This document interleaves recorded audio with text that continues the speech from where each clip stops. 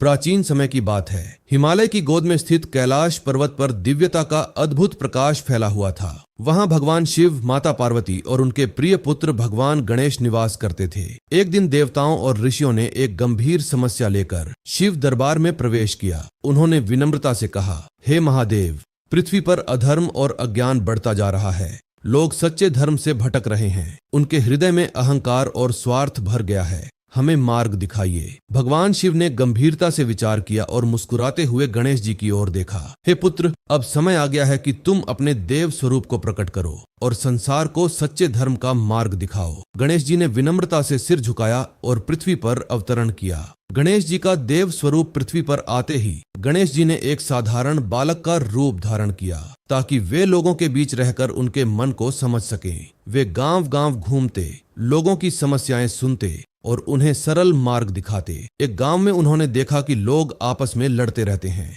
छोटी छोटी बातों पर क्रोध करते हैं और एक दूसरे से ईर्ष्या करते हैं। वहां का वातावरण अशांत था। गणेश जी ने वहां एक सभा बुलाई और कहा, सच्चा देव वह नहीं जो केवल पूजा में हो, बल्कि वह है जो अपने आचरण में देवत्व लाए, दयालु बने, सत्य बोले और दूसरों की सहायता करे। लोगों ने उनकी बात सुनी, पर कुछ लोग हंसने लगे। क्या केवल अच्छे कर्म करने से हम देव बन सकते हैं? गणेश जी मुस्कुराए और बोले, देवत्व बाहर नहीं, भीतर होता है। जब मन शुद्ध होता है, तब हर व्यक्ति देव बन जाता है। अहंकार का अंत। उसी गांव में एक धनी और अहंकारी व्यक्ति था, विक्रांत। वह स्वयं को सबसे बड़ा मानता था और दूसरों का अपमान करता था। गणेश जी उसके पास गए और बोले, धन और शक्ति से कोई महान नहीं बनता। महान वह होता है जो विनम्र हो। विक्रांत ने उनका मजाक उड़ाया, तुम एक साधारण बालक हो, मुझे क्या सिखाओगे? तब गणेश जी ने अपनी दिव्य शक्ति से उसे एक स्वप्न दिखाया जिसमें उसका सारा धन नष्ट हो गया। लोग उसे छोड़कर चले गए और वह अकेला रह गया। डरकर विक्रांत की आंखें खुल गईं। वह कांपते हुए गणेश जी के चरणों में गिर पड़ा।